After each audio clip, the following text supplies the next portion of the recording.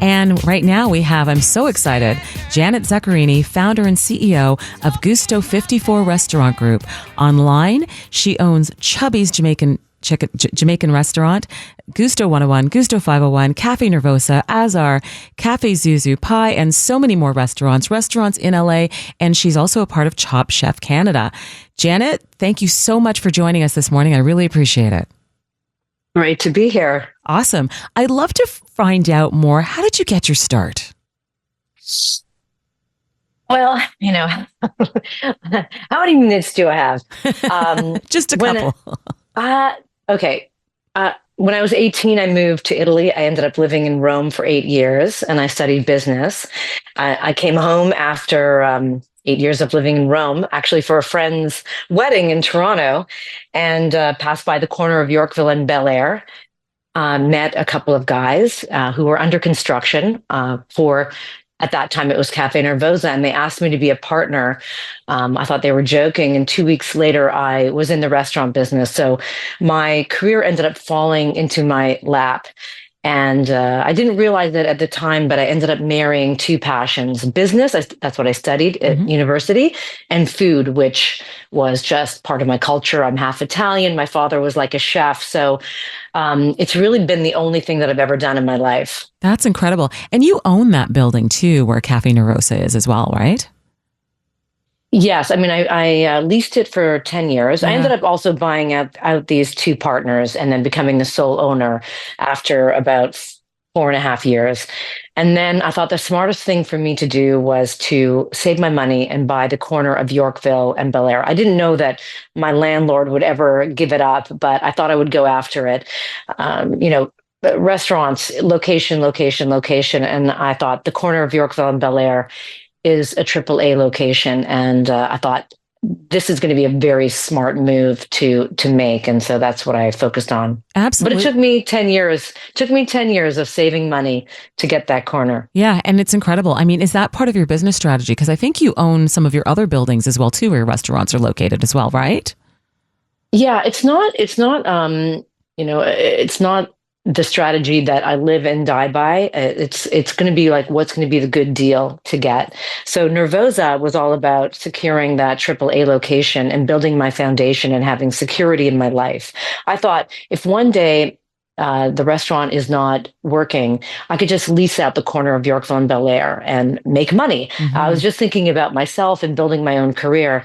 When I went into partnership with Pie, with Jeff and Nui Regular, we found an amazing lease on Duncan Street. And so that was the right move for us to make. We got into a very favorable lease. So that was the right move. But then other buildings, there were just good times to buy. Gusto 101, I purchased in 2009 and I got it for a steal. So after the economic crisis, I bought that building for under $1 million. Wow. And it was, and it was something that was absolutely an incredible buy. So I did purchase that. I ended up then, spending millions of dollars to build Gusto 101, but it's my building, so I don't mind investing in that. I also purchased Gusto 501 in the East End in Corktown, which was also a very good buy, and also where Chubby's Jamaican Kitchen is. That was also a good buy. So I purchased a few of the buildings along the way, which is fabulous. You don't have to deal with landlords. At the end of the day, you are spending for every repair that goes on in your building. So you might as well own a lot of the buildings if you can. But, do you have the capital to purchase a building? So it depends on many different factors. Yeah, it's incredible. I think it's, like I said, as you said, it's a very smart move for your business strategy.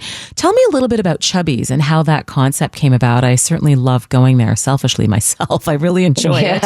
So talk to me about how the concept for Chubby's came around. I've always gone to Jamaica with my family. I have a lot of friends who have a background in Jamaica, and my best friend, Angela Lawrence, her family is from Jamaica, and I've spent a lot of time over the years. This is a friendship that goes, over 20 years, going with her family and spending time with her.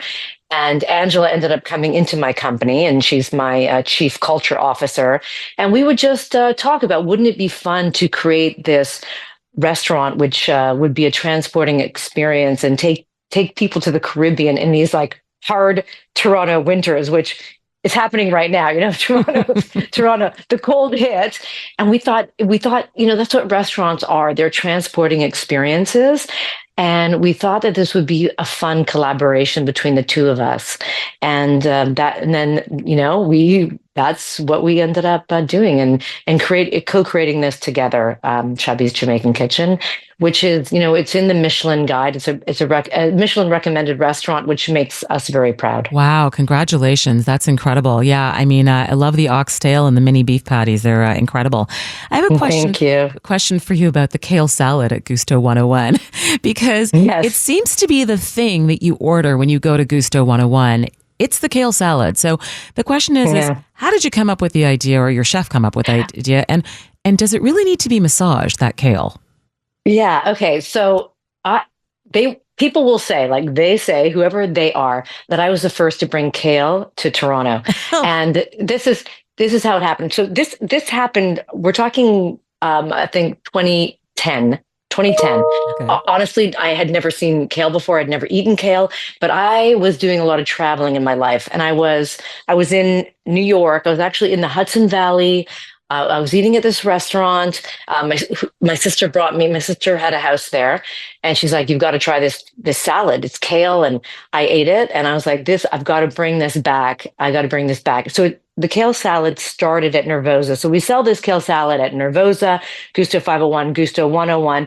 We sell, I think right now we might be selling about 70,000, 80,000 kale salads a year, if you can imagine. Supposedly also, we are told that we're the number one purchasers of kale from farmers in Canada. This is what we're told. Are you serious? It's a lot of kale. It's a lot of massaging.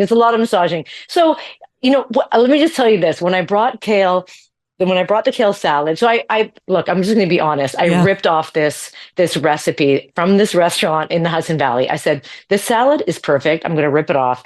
I copied it. I bring it to Nervosa. I bring it to my team. I said, we got to do this salad. They put it on the menu. Maybe 2 months later, I stopped by the restaurant again, and they're like, they took the kale salad off. I said, why did you take the kale salad off? They said, nobody's buying it. Nobody knows what kale is. And I said, guys, put it back on. Now it's like, obviously we sell 80,000 of these kale salads. And kale, as everybody knows, it's a very hardy green. Yeah. So to break it down a little bit, you do need to pre-dress it. So you put a little dressing in it, and you give it a little massage, and then it breaks down the fibers a little bit to make it more palatable. So I think you massage your kale. You massage your kale. That is awesome. I love that story. Question for you about now that you've expanded to LA. So tell us about that expansion. Why LA? Why not New York or Florida or anywhere else? And how is the expansion in LA going? Well, I would like you to walk outside right now in Toronto, and right now I just got back to LA, and it's going to be maybe 80 degrees today. The sun is shining. It was a kind of the classic snowbird move, and I wanted another challenge. And I thought, let me move to another place, live part-time, live the winters there, and open up a restaurant.